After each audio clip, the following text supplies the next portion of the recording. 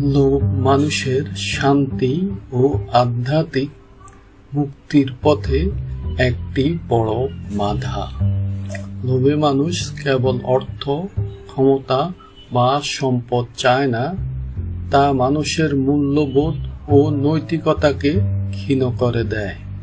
লোভ থেকে মুক্তি পাওয়া মানে নিজের মধ্যে এক নতুন আলো জ্বালানো, যা মানসিক ভারসাম্য ও সুখের জন্য অপরিহার্য। জীবনে সত্যিকারের উন্নতি ও আত্ম অনুসন্ধান সম্ভব হয় তখনই যখন আমরা লোভের ফাঁদ থেকে বেরিয়ে আসতে পারি।